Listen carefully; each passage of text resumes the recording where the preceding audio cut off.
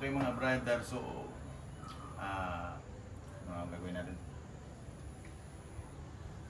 Okay mga brad, ngayon mag-upgrade ulit tayo ng handlebar kasi kung napansin nyo bago yung CRF natin, meron na tayo before. Pero ngayon marami yung nag-message sa atin, nagko-comment, nagtatanong kung ano yung mga actual na sukat ng mga kinabit natin sa unang handlebar natin no, sa unang CRF. So ngayon, ipapakita ko naman sa inyo ulit kung ano ba talaga yung mga nilagay natin, gusto natin nabili, para kung gusto nyo rin na gayahin yung upgrade na ginawa natin, madali nyo na siya magagawa. Pati yung procedure, gagawin natin ulit ngayon ng malinaw na malinaw. So ngayon mga brother, papakita ko muna sa inyo yung stock na tsura ng handlebar natin. Yan. Yan, makikita nyo, ayan, yan.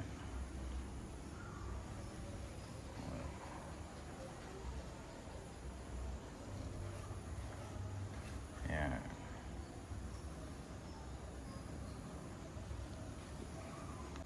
Yan, tapos ngayon, ito naman yung ipapalit natin. Meron tayo dito na nabili din natin to online na Rizoma na handlebar. Magaan siya, alloy.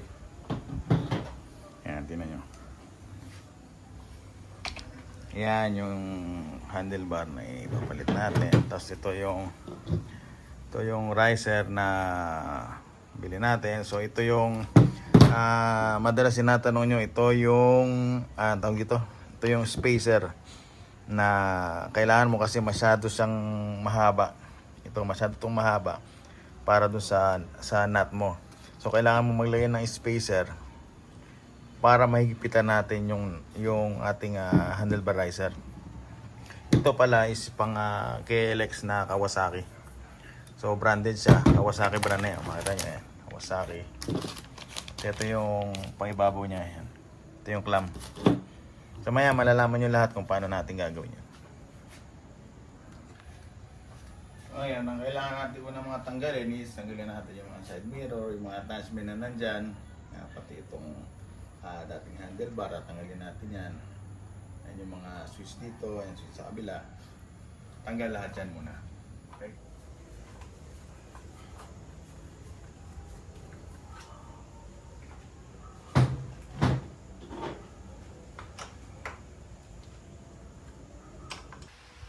Ito naman 8mm para dito sa mga lights door.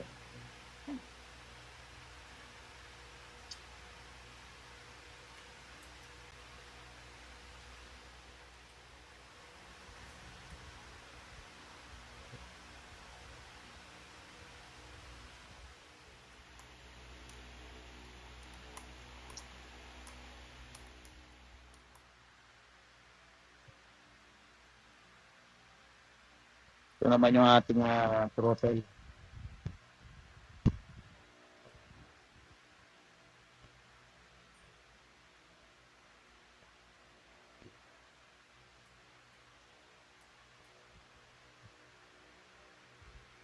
Pero mas maganda yan, lugan nyo lang muna, tapos namahin nyo na sanggalin pagka natanggal yung handlebar para mas mabalik.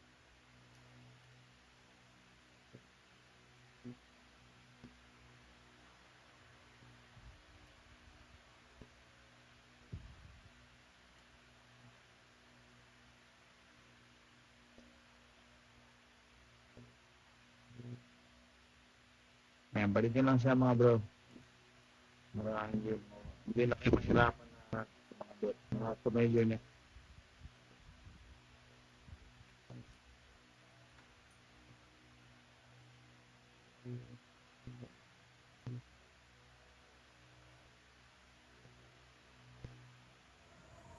Dito meron siya dito mga strap. Tanggal lang muna natin yan. So ngayon na natanggal na natin lahat ng attachment niya dito.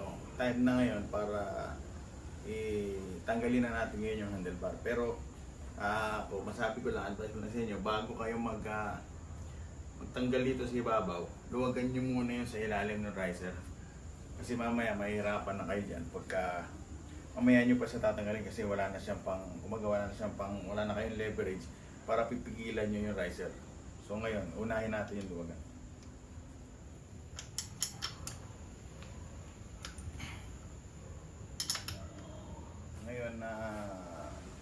luwagan natin yung riser. Time na ngayon, parang luwagan naman natin to. Yung ating top ng ating riser.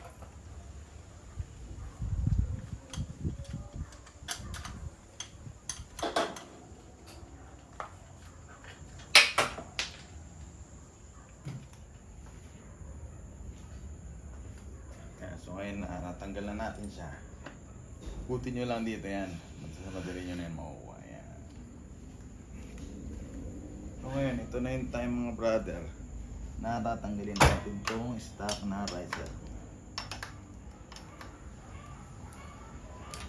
Yan, meron siya dito rubber bushing. Isa sa ibabaw. Tapos isa sa ilalim. Tapos meron siyang washer na gagamitin natin mamaya.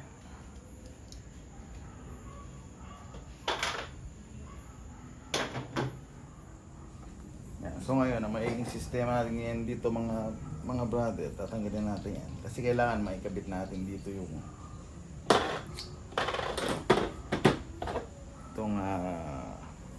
itong rubber bushing. Ito, ayan. Rubber bushing na itong, ayan. So tatanggalin natin ito ngayon.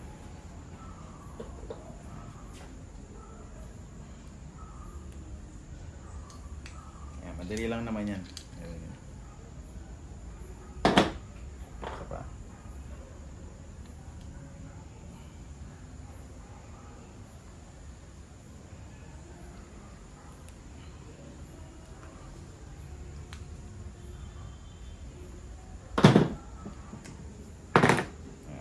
Natin siya dito. Ayan. So kung makita nyo, swak na swak din naman siya. Meron din sa isang.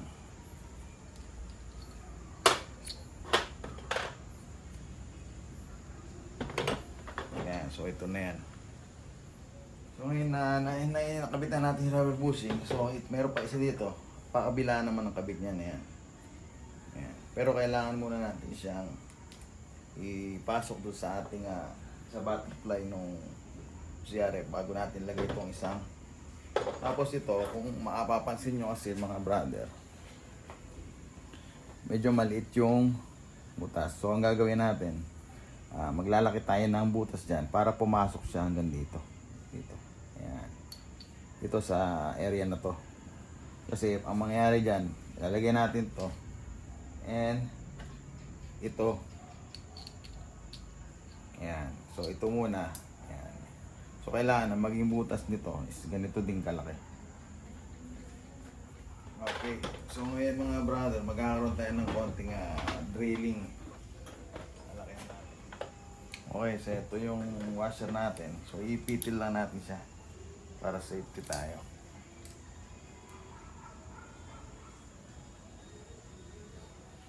Okay mga brother, so itong stock na washer natin sa stock na riser, masyado siyang matigas, so hindi kaya nung ating grill.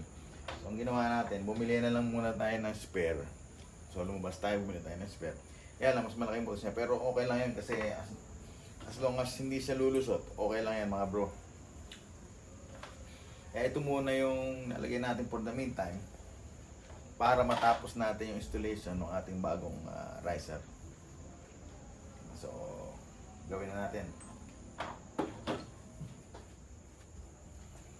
Ayan, so yung isa mga brother, kinabit ko na kanina. Tapos bali ito yung papakita ko sa inyo. So, andito na yung isang natin, yung isang rubber bushing.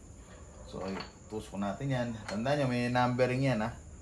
Itong nandito is number 4 yan. So, ang kapartner niya na kalam is number 3. Ito naman, number 2. So, number 1 na kalam ang ilalagay natin dito mamaya. So ito, opposite yung pagkabit niya. Ayan. Natin siya. Tapos yung washer.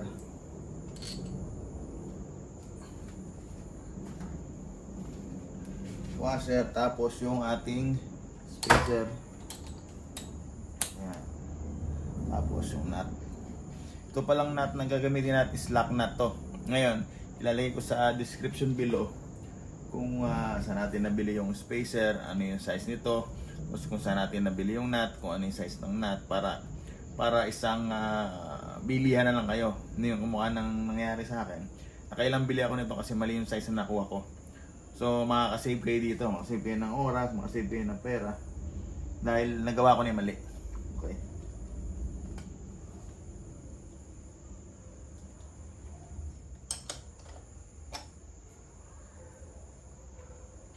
So tandaan nyo mga brother, katulad ng ginawa natin kanina, huwag nyo siya masyado higpitan muna. Ngayon, pagka nakikabit na natin yung handlebar, kung naka-align na siya, sakto na sa gusto nyong positioning, tsaka lang natin siya ihigpit lahat. So alali lang kayo.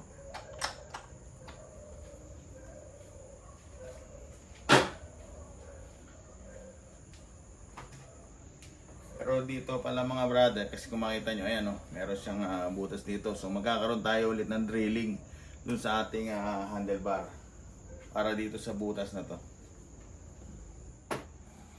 Yan, so pinakamadali natin gawin is lagyan natin ng markings kung saan yung butas para mas madali natin sa mabutas.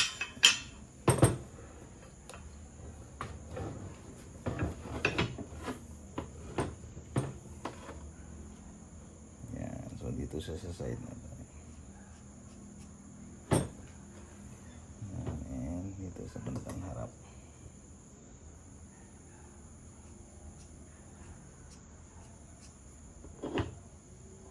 Alright. Mas kabila.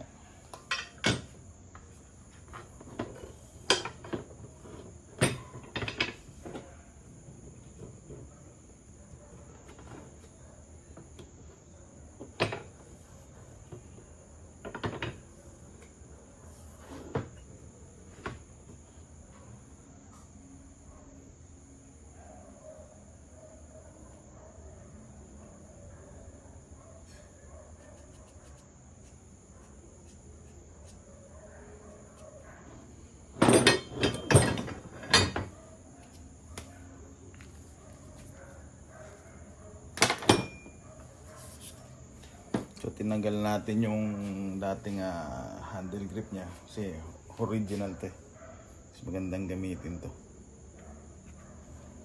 Yan, ito ikakabit natin dito. Diba? So okay yan. Ayos.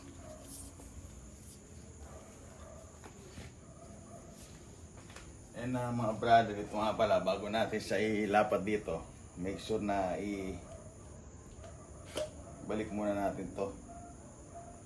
Kasi kanina medyo na-excite tayo, hindi na natin siya naibalik. So kaya medyo na yan. Pero tingin ko mas maganda. Ayan. Clamp natin siya ngayon dito nang nakabaliktad para madali tayo mag-drill. Kahit isa lang yung gamitin nyo. Yan, kahit isa lang kapit natin.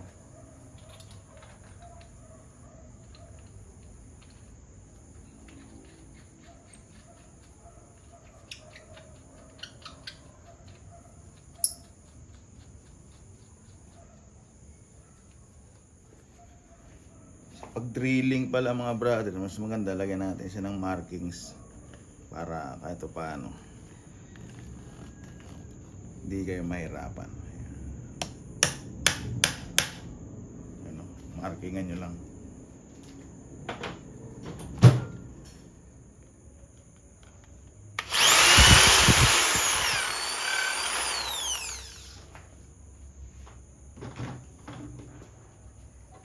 Okay, so ngayon subukan na natin siyang lapat.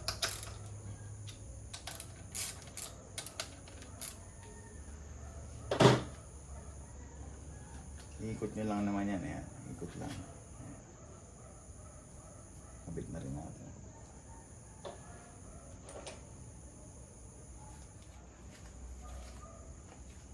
Ayan, ngayon makikita na natin kung sakto ba. Ayan natin na.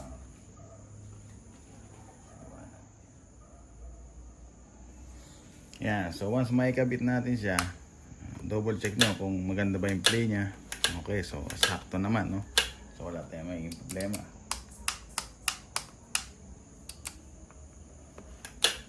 Bumabalik siya agad.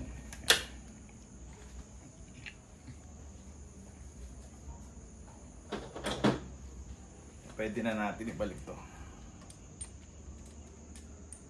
Brake lever.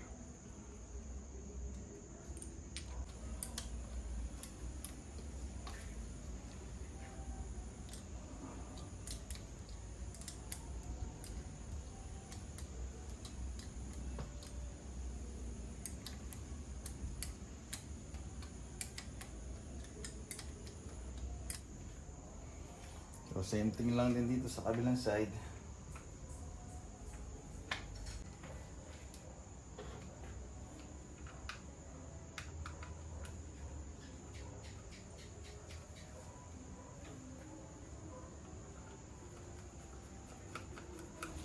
Okay lang. Pinaka-importante part, nakikita natin to. Kailangan, kita nyo na yung riser nyo. Ito.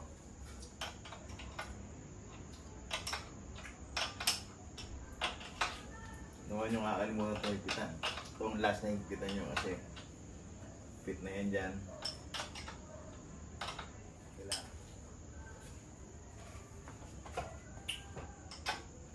Para safe na safe ang ating biyahe lagi.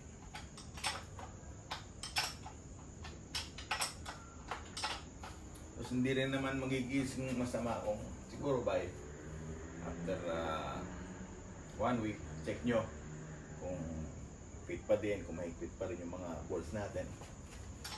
Para safety check lang ba. Siyempre, after natin gawin, kailangan ride test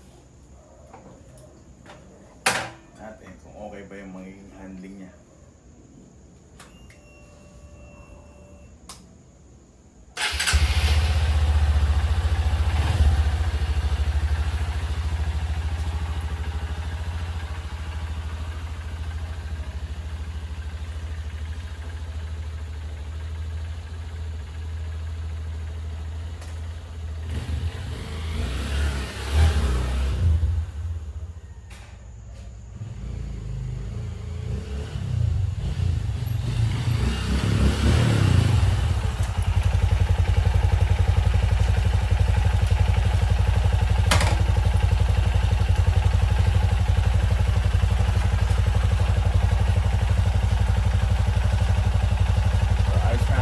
Brother,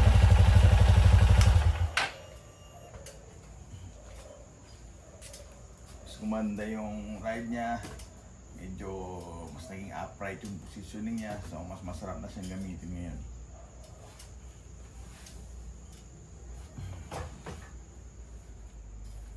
Yan, so yan yung magiging itsura niyan mga brother pagka natapos nyo na.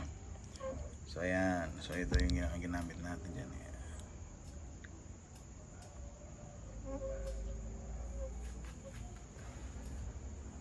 Di ba? Panalo. Okay, so yan na yung ating handlebar upgrade. Tawag ito. Season 2. Yan. Kasi nauna natin sa ating unang yung black na CRF. Ito yung pangalawa, mas detailed to, and makikita nyo dito sa description kung saan natin nabili at kung ano yung mga sukat ng actual na ginamit natin dito. And bago natin tapusin itong video na to, meron tayong ito, unboxing. So unboxing muna tayo ngayon.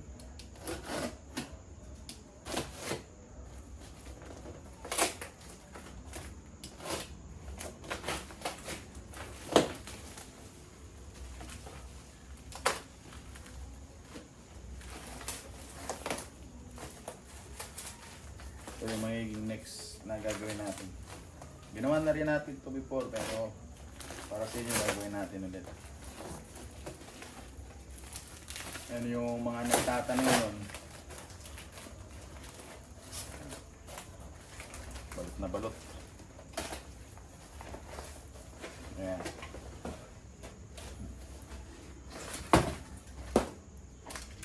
Ito yung underlit. Ngayon, sa mga nagtatanong nun kung paano yung plaka, yung ano. Eto, meron siyang kasamang plate holder. Ayan. Yung nilagay natin before is wala siyang plate holder.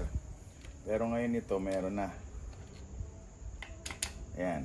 Pero meron pa tayong isang gagawin na option na ilalagay natin talaga dito sa ilalim yung ating plate.